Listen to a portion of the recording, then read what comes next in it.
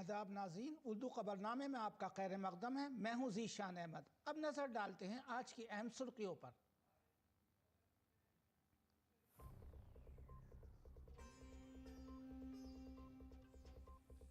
वज़ीर आज़म नरेंद्र मोदी का बैंकॉक में किया गया पुरतपाक इस्तकबाल। हिंदुस्तान और थाईलैंड के दरमियान 6 शोबों में अहम मुआहदे। वज़ीर आज़म मोदी ने कहा कि हम तोसी पसंदी पर नई तरक्की की पॉलिसी पर यकीन रखते हैं।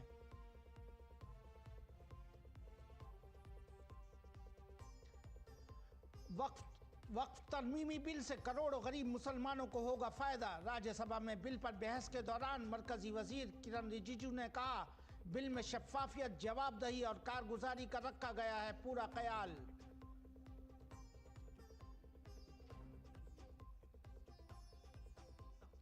चीन के मामले पर राहुल गांधी एक बार फिर बनाए गए हदफ तनकीद। बीजेपी के रुकने पार्लियामेंट अनुराग सिंह ठाकुर ने कहा, चीन ने कांग्रेस के दौर में भारत की जमीन के एक बड़े हिस्से पर किया कब्जा। निशिकांत दुबे ने कहा, चीन मोदी हुकूमत में 1 इंच जमीन भी नहीं छीन सकता।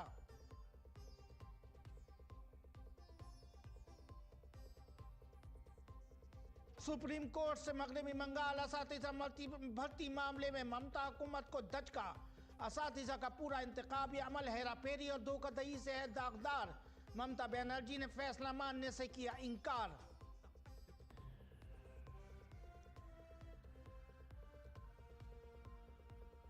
अमेरिका की तरफ से भारत पर आई टैरिफ का जायजा ले रही है भारतीय हुकूमत। तब्दीली से पैदा होने वाले सूरत हाल का ले रही है पूरा जायजा।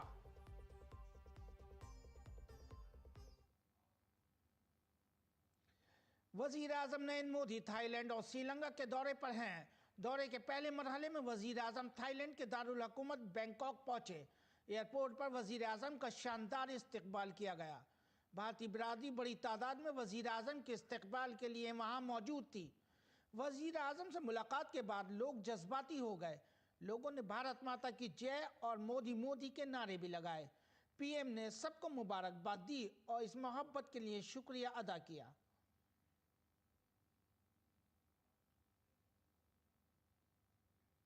वज़ीर आज़म नरेंद्र मोदी का थाईलैंड के दौरे पर दारुल हुकूमत बैंकॉक में पुरतपाक इस्तकबाल किया गया।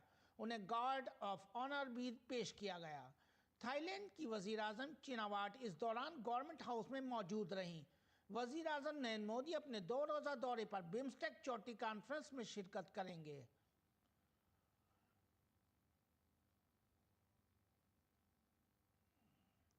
वज़ीर आज़म मोदी ने विजिटर बुक पर दस्तखत किए। इसके बाद भारत और थाईलैंड के दरमियान वफ़द सतह पर बातचीत हुई।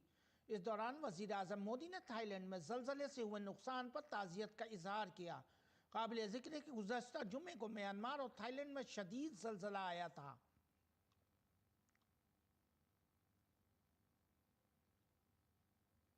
वज़ीर आज़म नरेंद्र मोदी के दौरे को लेकर थाईलैंड में भारतीय कम्युनिटी में ज़बरदस्त जोश व खरोश देखा गया। हमारी नुमाइंदा आंचल गुलाटी ने कुछ ऐसी ही भारतीय नज़ात लोगों से बातचीत की और उनकी राय जानने की कोशिश भी की।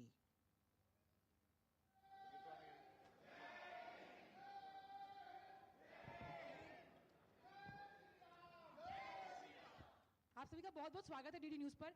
सबसे पहले प्रधानमंत्री यहाँ की यात्रा कर रहे हैं, कैसा महसूस कर रहे हैं आप? बहुत ज़्यादा एक्साइटेड है और जैसे आप देख रहे हैं एक बुके है हमारे पास, पूरे भारत का रिप्रेजेंटेशन यहाँ पर है एंड मिलने के लिए हम बहुत बेसब्र हैं, वेटिंग कर रहे हैं उनकी आने की। बहुत बहुत एक्साइटेड हैं हम सब। ये सेकेंड टाइम है मोदी जी इधर हम सब के साथ मिलने आ रहे हैं, तो बहुत एक्साइटेड है। मोदी जी जाने जाते हैं अपने आत्मीय स्वभाव और जो डायस्पोरा है उसके साथ कनेक्ट के लिए, वो कनेक्ट आप कैसे फील करते हैं? बहुत ज़्यादा। पहले तो हम बहुत गर्वित फील करते हैं कि वो आ रहे हैं और हमें मौका मिल रहा है। नरेंद्र मोदी जी के आने से हम सभी में काफ़ी ऊर्जा है और उनके यहाँ से इस बिम्स्टेक की मीटिंग से दोनों देशों को काफ़ी लाभान्वित होंगे। हमें बहुत अच्छा लग रहा है यहाँ पे आके। मराठी में बोलना चाहूंगी, आम्ही सगळे जण खूप खुश आहोत इथे येऊन आणि आम्हाला जसं रश्मीने सांगितलं की we are the bouquet of every community. So Modi ji इथे येतात, आम्ही सगळे खूप खुश आहोत। ये जो मोदी जी का यहाँ आना है, दो भारत और थाई मैत्री के बीच में उनके संबंधों का एक सेतु है। तो आदरणीय मोदी जी का बहुत बहुत स्वागत है मुस्कान की धरती थाईलैंड से। हम लोग बहुत भाग्यशाली हैं कि हम लोग को मौका मिल रहा है दूसरी बार मोदी जी यहाँ आ रहे हैं। उनको बिम्स्टेक की कॉन्फ्रेंस के लिए बहुत बहुत बधाई। We are having this rare opportunity to welcome and greet our dear Prime Minister today. जब से आदरणीय मोदी जी आए हैं तब से भारत और थाईलैंड के संबंध बहुत अच्छे हुए हैं और दिन पर दिन होते जा रहे हैं। आज का दिन में मोदी जी को इधर स्वागत करना ये हम लोगों के लिए एक बहुत बड़ा सौभाग्य भी है और हम लोग बहुत बहुत खुश हुए इसलिए। हम लोग काफ़ी एक्साइटेड है क्योंकि पहली बार मौका मिल रहा है मोदी जी से मिलने का। हम उम्मीद करते हैं दोनों कंट्री का और भी अच्छा रिलेशन हो जाएगा। We don't feel like we are not in India because culturally we are tied up. So we are happy to have Modi ji to visit us today. How's the Josh? Hi. It's high. It's very high. Bharat माता की जय। So देखा आपने कि भारत के अलग अलग ढंग हों, लेकिन ये जो रंग हैं ये विविध हैं और ये भारत और एक श्रेष्ठ भारत की एक ऐसी तस्वीर पेश करते हैं जहां हम आत्मनिर्भर भारत के विकास के लिए लगातार भारतीयों को लेकर आगे चल रहे हैं। With camera person Senthil, Aanchal Gulati Gumber, Bangkok BIMSTEC. Thailand में भारतीय बरादरी ने वजीर आजम का होटल पहुंचने पर वजीर आजम का इस्तकबाल किया। पीएम ने सबको मुबारकबाद पेश की। इस मौके पर वजीर आजम के इस्तकबाल के लिए रंगारंग सकाफती पेशकश भी की गई।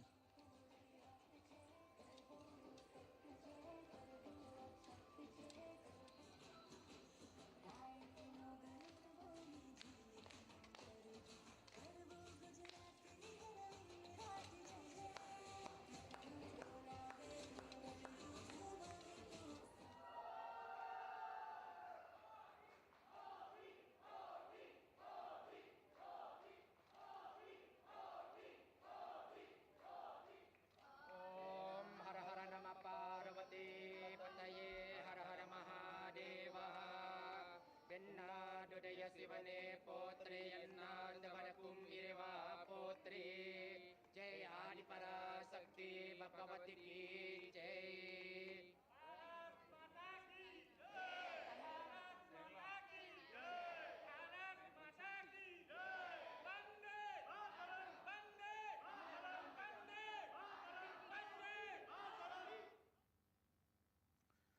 वज़ीर आज़म नरेंद्र मोदी से मुलाकात के बाद भारतीय बरादरी जोश व खरोश में नजर आई। वज़ीर आज़म ने बच्चों से खुसूसी तौर पर बातचीत भी की।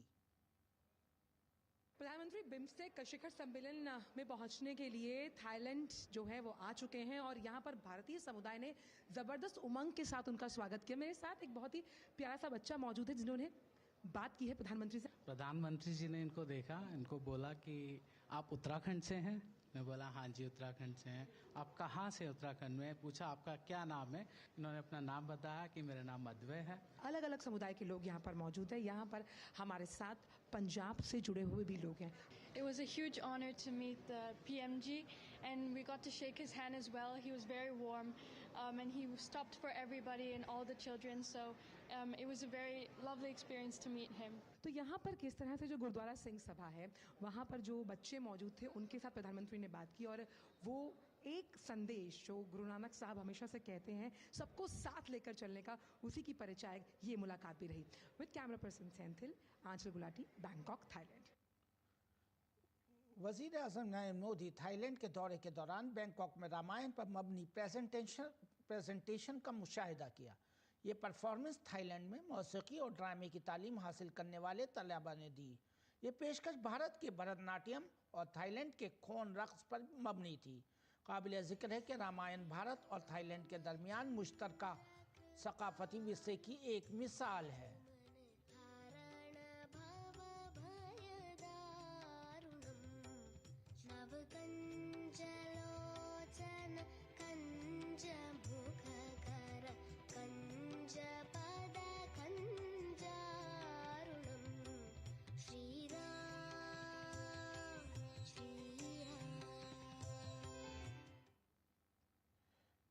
थाईलैंड ने वज़ीर आज़म नरेंद्र मोदी के दौरे पर एक खुसूसी डाक टिकट जारी किया है। वज़ीर आज़म ने 18वीं सदी के दीवारी फन पर मबनी रामायण के इस टिकट के लिए थाई हुकूमत का खुसूसी तौर पर इजहार तशक्कुर किया। रामायण की कथा थाई लोक जीवन में रची बसी है और संस्कृत पाली के प्रभाव आज भी भाषाओं और परंपराओं में झलकते हैं। मैं थाईलैंड सरकार का आभारी हूं कि मेरी यात्रा के उपलक्ष्य में 18वीं शताब्दी की रामायण म्यूरल पेंटिंग्स पर आधारित एक विशेष डाक टिकट जारी किया गया है।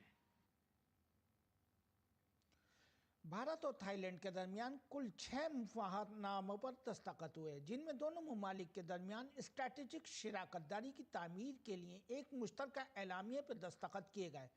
डिजिटल शोबे में ताउन बढ़ाने, माइक्रो और छोटी सनअतों की खुशहाली के लिए ताउन, हैंडलूम और दस्तकारी के साथ साथ भारत के शिमाल मशरक़ी रियासतों के दरमियान ताउन के हवाले से एक मुफाहमतनामे पर भी दस्तखत किए गए।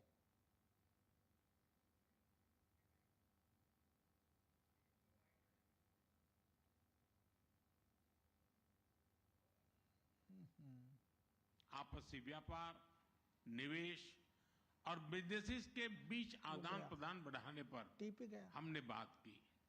एमएसएमई, हैंडलूम और हैंडीक्राफ्ट में भी सहयोग के लिए समझौते किए गए हैं। Renewable energy, digital technology, e vehicle, robotics, space, biotechnology और स्टार्टअप में सहयोग को बढ़ाने का हमने निर्णय लिया है। फिजिकल कनेक्टिविटी के साथ साथ दोनों देशों के बीच फिनटेक कनेक्टिविटी बढ़ाने पर भी काम किया जाएगा। पीपल टू पीपल एक्सचेंजेस को बढ़ावा देने के उद्देश्य से भारत ने थाई पर्यटकों के लिए फ्री ई वीजा सुविधा देनी शुरू कर दी है। वजीर आजम ने इस बात का इरादा किया कि वो इस बारे में पुरुम्मीद हैं और इस समत में काम करते रहेंगे। भारत आसियान यूनिटी और आसियान सेंट्रलिटी का पूर्ण समर्थन करता है। इंडो पैसिफिक में free, open, inclusive and rule based order का हम दोनों समर्थन करते हैं। हम विस्तारवाद नहीं, विकासवाद की नीति में विश्वास रखते हैं। इंडो पैसिफिक ओशंस इनिशिएटिव के मैरीटाइम इकोलॉजी पिलर को लीड करने के लिए थाईलैंड के निर्णय का हम स्वागत करते हैं। वजीर ख़ारजा डॉक्टर एस जयशंकर ने आज बिम्स्टेक के रुकन ममालिक पर जोर दिया कि वो मौजूदा आलमी नज़्म में गैर यकीनी सूरत हाल और अदम इस्तेहकाम के पेश नज़र तंजीम के तई मजीद अहम नुक्ता नज़र को अपनाने की कोशिश करें। बैंकॉक में बिम्स्टेक की 20वीं वज़ारती मीटिंग से खिताब करते हुए डॉक्टर जयशंकर ने कहा कि नया इंतज़ाम बुनियादी तौर पर ज़्यादा इलाकाई और एजेंडे से मुताल्लिक है। उन्होंने act east policy, neighbourhood first policy और बहरी गुजरगाहों को अहम करार दिया। वज़ीर ख़ारजा ने बिम्स्टेक के अराकीन पर जोर दिया कि वो अपनी तवानाई इंतहाई अहम शोबाजात जैसे कि power grid connection, digital infrastructure, तिजारती सरगर्मियाँ, समुद्री और ज़मीनी नकलो हमल, ब्लू इकोनॉमी और सेहत, खुराक और तवानाई की हिफाजत पर मरकूज़ करें। उन्होंने कहा कि मुस्तकबिल के पेश नज़र टेक्नोलॉजी, स्टार्टअप और इख्तरा ज़्यादा अहम किरदार अदा करेंगी।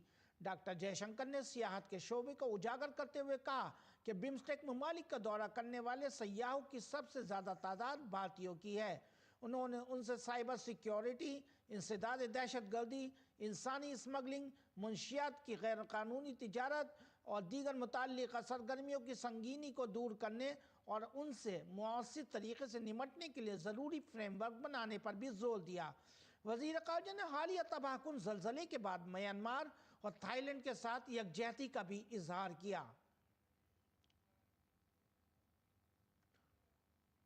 वक्फ तरमीमी बिल 2025 पर राज्यसभा में बयान देते हुए अक़लियती उमूर के मरकजी वजीर किरण रिजिजू ने कहा कि ऐवान में पेश होने से पहले किसी बिल पर इतनी वसी बहस कभी नहीं हुई। उन्होंने कहा कि बिल पर तश्कील दी गई मुश्तरका पार्लिमानी कमेटी ने तकरीबन 1 करोड़ तजावीज़ पर गौर व किया है। जेपीसी ने जो काम किया है, इससे ज्यादा पूर्व में जितने भी जेपीसी बने हैं, इतना लंबा, इतना व्यापक काम आज तक नहीं हुआ है। कुल मिलाकर के 284 संगठन, स्टेक होल्डर्स, अलग अलग क्षेत्र के लोगों ने आकर के अपने बातों को रखा, ज्ञापन सौंपा और 97 लाख से भी ज्यादा, अब छोटा मोटा पत्र को मिला करके 1 करोड़ से ज्यादा हमारे देश के लोगों ने ज्ञापन सौंपा है और अपना मत को जेपीसी और मंत्रालय को दिया है। तो किसी बिल को सदन में चर्चा करने से पहले 1 करोड़ से ज्यादा सुझाव मिलना, ये भी अपने आप में ऐतिहासिक है। मरकजी वजीर किरण रिजिजू ने कहा कि आज तक 8,72,000 वक्फ जायदादें हैं। अगर 2006 में सच्चर कमेटी ने 4.9 लाख वक्फ इमलाक से 12,000 करोड़ रुपए की आमदनी का तखमीना लगाया था, तो आप अंदाज़ा लगा सकते हैं कि अब इन जायदादों से कितनी आमदनी होनी चाहिए। सच्चर कमेटी का रिपोर्ट 2006 में पेश किया गया। उसका मुख्य अंश सच्चर कमेटी ने जो कहा, एक तो जो वक्फ बोर्ड है उसको स्ट्रेंथन किया जाना चाहिए और ये पुराना सिस्टम में चल रहा है, डिजिटल होना चाहिए। साथ साथ में सच्चर कमेटी ने कहा कि उस समय 4.9 लाख वक्फ प्रॉपर्टी है इस देश में, उनका टोटल इनकम सिर्फ 163 करोड़ पर एनम था। सच्चर कमेटी में यह भी कहा, टिप्पणी भी किया और सुझाव भी दिया, अगर वो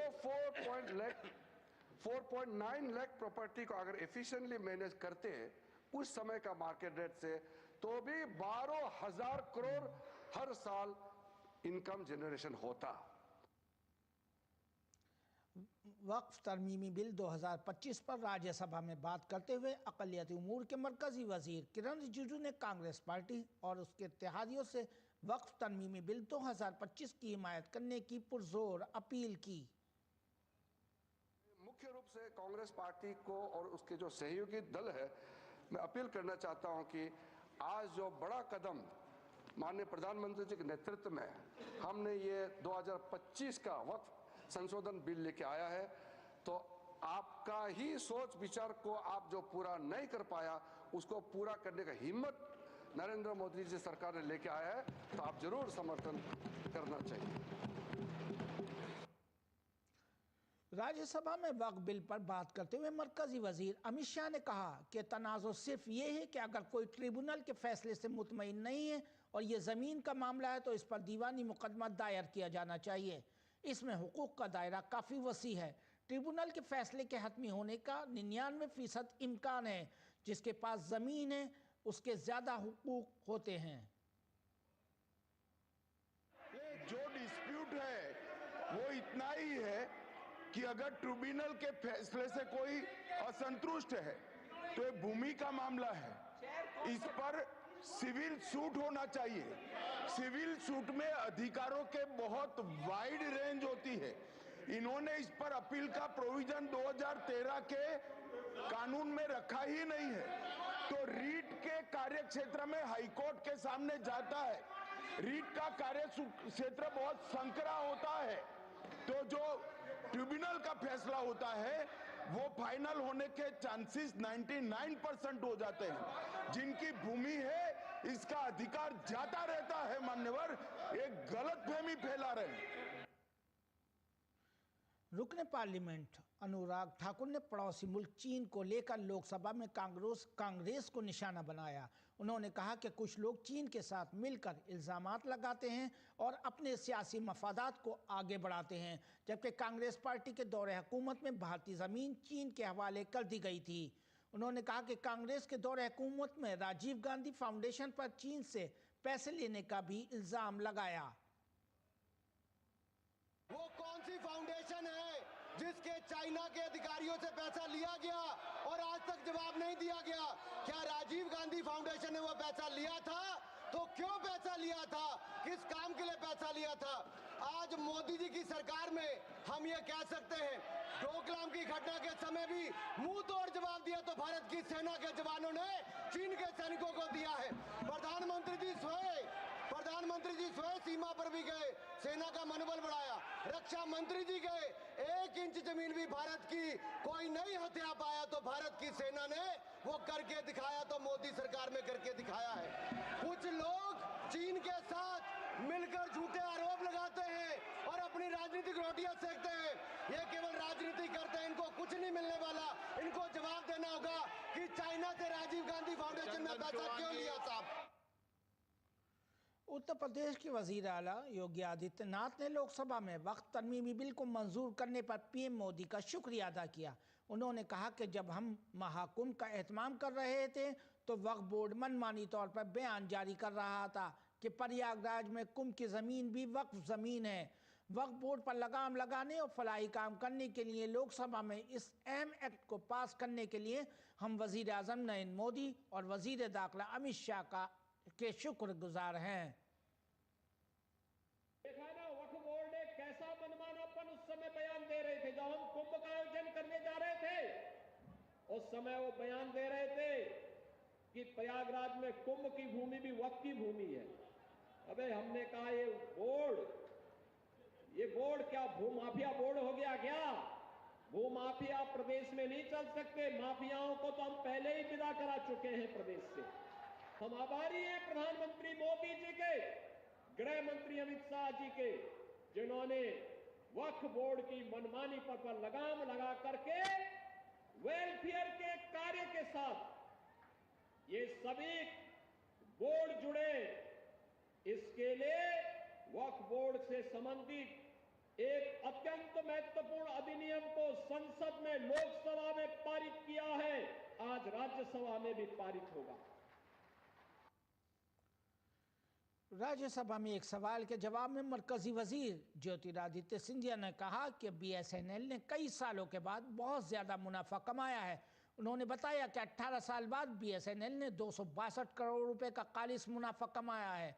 राज्यसभा में वक्फा सवालात के दौरान मुवासलात के वजीर ज्योतिरादित्य सिंधिया ने कहा कि इस बार सितंबर से दिसंबर तिमाही में बीएसएनएल ने 262 करोड़ रुपए का रिकॉर्ड तोड़ मुनाफा हासिल किया है। 18 साल बाद, पिछले बार 2007 में, आज 2025 में 18 साल बाद अध्यक्ष जी पहली बार इतिहास रचा गया है कि बीएसएनएल ने अक्टूबर से दिसंबर क्वार्टर में नेट प्रॉफिट देश को दिखाया है 262 करोड़ रुपए का। 18 साल बाद प्रधानमंत्री जी के नेतृत्व में जो पिछला क्वार्टर अक्टूबर दिसंबर का 2023-24 वित्तीय वर्ष का था 1262 करोड़ का लॉस था। इस वर्ष अक्टूबर दिसंबर के क्वार्टर में 262 करोड़ का प्रॉफिट हुआ है और ऑपरेटिंग प्रॉफिट के आधार पर जो केवल 500 करोड़ का प्रॉफिट था, इस बार अक्टूबर दिसंबर के क्वार्टर में 1500 करोड़ रुपए का ऑपरेटिंग प्रॉफिट बीएसएनएल का हो गया है। खजाना के वजीर ममलकत पंकज चौधरी ने कहा कि साल 2050 तक मुल्क में 19% लोग बूढ़े हो जाएंगे, जिनमें ख़वातीन की तादाद ज़्यादा होगी, जिन्हें अपनी बकिया ज़िंदगी के लिए एक मजबूत जामे पेंशन स्कीम की ज़रूरत भी पड़ेगी। पंकज चौधरी ने ये बात भारत मंडपम में पहली बैनुल अक़वामी पेंशन रिसर्च कॉन्फ्रेंस में की। उन्होंने कहा कि पेंशन रिटायरमेंट के बाद ज़िंदगी की माशी बुनियाद है, इसलिए PDRDA ने इस निज़ाम को मजबूत बनाने के लिए कई अहम इक़दामात किए हैं। तालीम के मरकज़ी वज़ीर ममलकत सुकांता मजूमदार ने SSC मामले पर ममता हुकूमत को हदफ तनकीद बनाया है। उन्होंने कहा कि सुप्रीम कोर्ट के फैसले की वजह से मगरबी बंगाल में 25,000 से ज़ायद असातिज़ा और गैर तदरीसी अमला अपनी मुलाजमत से हाथ धो बैठा है। इसकी जिम्मेदार ममता बनर्जी ही हैं, क्योंकि उन्होंने अपनी पार्टी के उन लोगों को बचाने के लिए जिन्होंने पैसे लेकर नाअहल लोगों को नौकरियां दी थी और अहलियत के हामिल अफराद को नज़रअंदाज किया है। उन्होंने कहा कि रामनवमी के बाद बीजेपी सरकार के खिलाफ सड़कों पर उतर कर एहतजाज करेगी। वज़ीर दिफा राजनाथ सिंह ने आज 3 कोहपेमाई मुहिम्मात को हरी झंडी दिखाकर रवाना किया। इनमें भारतीय NCC कैडेट्स की माउंट एवरेस्ट मुहिम, भारतीय और नेपाली फ़ौज की मुश्तरका टीम की तरफ से माउंट कंचनजुंगा मुहिम और हिंदुस्तानी फ़ौज की तरफ से माउंट एवरेस्ट मुहिम शामिल है। ये तकरीब दिल्ली के साउथ ब्लॉक में army chief general Upendra Dwivedi, chief of defence staff general Anil Chauhan और दिल्ली में नेपाल के सिफारतखाने के एक सीनियर वफ्द की मौजूदगी में हुई। अमेरिका की तरफ से भारत पर 26% बाहमी महसूलात आयद करने पर मरकजी वजीर ममलकत बराए खजाना पंकज चौधरी ने कहा, हम इसके मुज़म्मनात का तज़किया करेंगे। ट्रंप के लिए ये सबसे पहले अमेरिका है और मोदी जी के लिए ये हिंदुस्तान पहले है। देखिए, यूएस का काम है, उनका अमेरिका फर्स्ट है, ट्रंप साहब का, तो मोदी जी के लिए इंडिया फर्स्ट है। अब उसकी हम लोग समीक्षा करेंगे, फिर क्या उसका असर पड़ेगा, कैसे उससे निपटना देखा जाएगा। नाज़रीन, खबरनामे में बस इतना ही। अब हमें और हमारी पूरी टीम को दीजिए इजाज़त।